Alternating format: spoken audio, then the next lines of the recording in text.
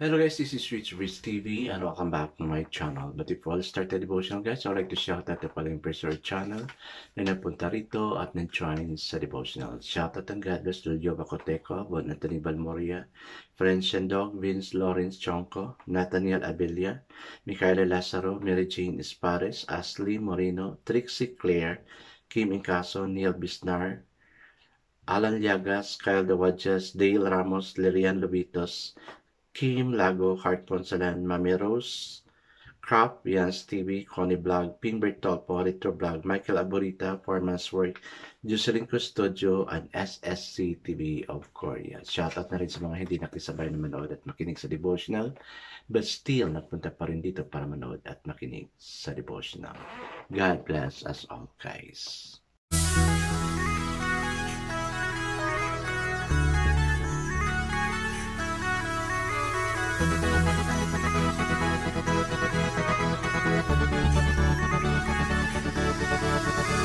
Rich TV, where you heard it, number one is on the top. Good advice is they'll never stop. Rich TV, where you heard it, number one is on the top. Good advice is they'll never stop. Guys, patapos na naman yung isang araw ng Sabado, no? At praise God, makapagpapahinga na naman tayo, nakapagsimba yung mga SDA, no? But still, no, though, yung simba natin is bukas pa, but yet, we still need to commune with God every day. Kailangan talaga natin yan, no? As I said many times in this devotional, we have to start with God and end our day with God, no? Para blessed man tayo. So God will give us another day for us to live, no? We could gain strength for tomorrow's activity. Okay guys, let's now proceed to our devotional. Let's open the Bible to Genesis chapter 21, verses 22 to 34. This is about the Treaty of Beersheba. Still guys, I'm using the devotional study Bible because the words you see is so simplified na maintindihan talaga natin. Okay, the word of the Lord in Genesis chapter 21, verses 22 to 34 says, At that time Abimelech and Phicol, the commander of the forces, said to Abraham, God is with you in everything you do. Now swear to me here before God that you will not deal falsely with me or my children or my descendants. Show to me the country where you are living as an alien, the same kindness I have sworn to you. Abraham said, I swear it. Then Abraham complained to Abimelech about a well of water that Abimelech's servant has seized. But Abimelech said, I don't know who has done this. You did not tell me, and I heard about it only today. So Abraham brought sheep and cattle and gave them to Abimelech, and the two men made a treaty.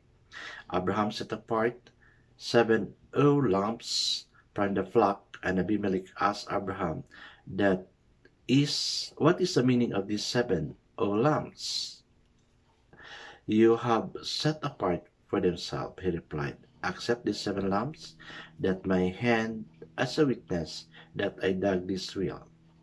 So that place was called Beersheba, because the two men swore an oath there. After the treaty had been made at Beersheba, Abimelech and Phicol, the commander of his forces, returned to the land of the Palestinians. Abraham planted a tamarisk tree in Beersheba, and there he called upon the name of the Lord, the eternal God, and Abraham stayed in that land of the Palestinians for a long time. Amen and amen. I guess let's not pray. Father, ganito sana, O God, kung may mga hindi pagkakaisang pangyayari, O God, na we'll make a treaty in order for us to have peace in its side, O Lord God. Gaya ng ginawa ni Abraham at Abimelech, O Lord God. They offered even a gift for each other, O God, as a token of peace treaty na ginawa nila. Lord, sa amin kung sino man yung mga nasakitan namin o ganyang loob, may we initiate to ask forgiveness and make a treaty for them, O Lord God, or as much as possible following what Abraham have done, giving them a peace offering, O Lord. Lord, thank you that at this time we can also ask forgiveness from you anytime, Lord God, especially when we committed sin. Immediately we ask of forgiveness from you. Lord, thank you that you are there listening unto us. Bless each one nandito ngayon, O God. Ako kunti lang kami, but yet I know when two or three are gathered in your midst, you are in each of us, O God. Yes, Lord, commit all these things to you. In Jesus' name we pray. Amen and amen. So the focus verse for this evening, guys, is found in Genesis 21, verse 33, and it says, Abraham planted a tamarisk tree in Beersheba, and they called upon the name of the Lord, the Eternal God.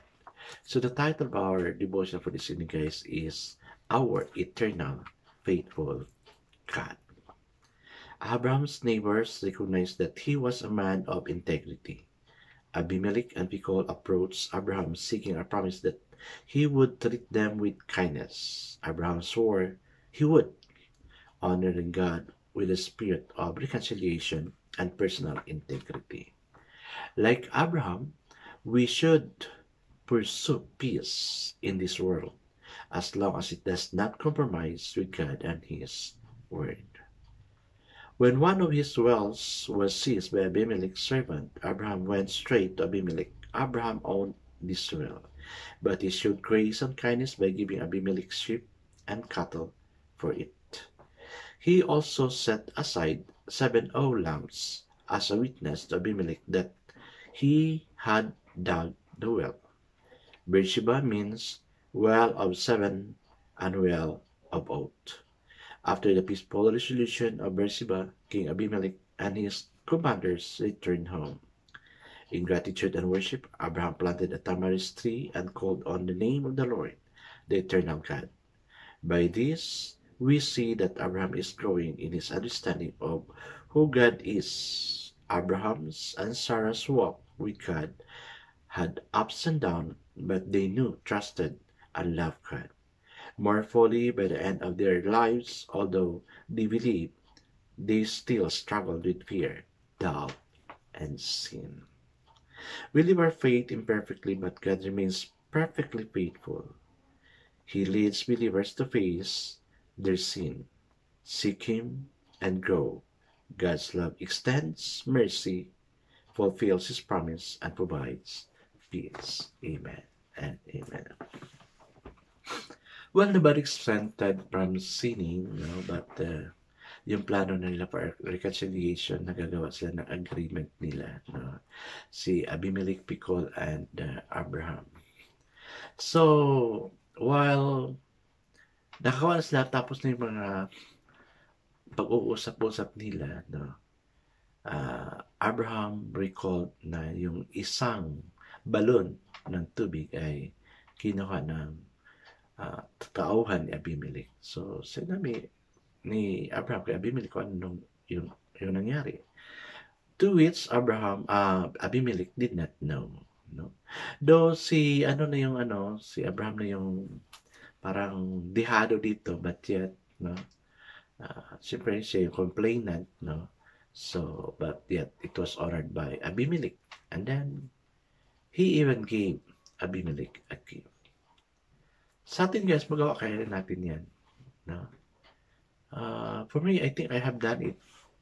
I cannot remember, pero I know I did. Parang pasasalamat naman na binalik sa akin yung bagay na yun. Kasi malaking bagay din sa atin yung mga bagay na nawawala. Yung mga lost and found, sige, kunin mo na lang yung pera, wag lang yung mga important documents ng mga wallet na nawawala, di ba? That is also a good peace treaty na ginagawa natin. So sana guys, ganun tayo sa mga ginagawa na mga tao na to, si Abimelech, Abraham, and Phicol, na instead of looking for trouble, let's not look for trouble, but instead, let's go in between. That's what God wants us to do, to have peace on its party. Ganda kasi it's nice to live without somebody na may galit sa atin. We can just sleep soundly, we have peace of mind, joy in our heart, kasi alam natin na walang tao nagalit sa atin. Sana gawin din natin yun. I guess let's not pray. Lord, How can I honor you? Seek peace and show others I can be trusted. Amen and amen. Yes, guys, let's keep praying that other people would trust us. God bless us all, guys, because I know that Charlie business sometimes better. This again, Rich TV. Kita-kita tayo ulit sa muli. Paalam!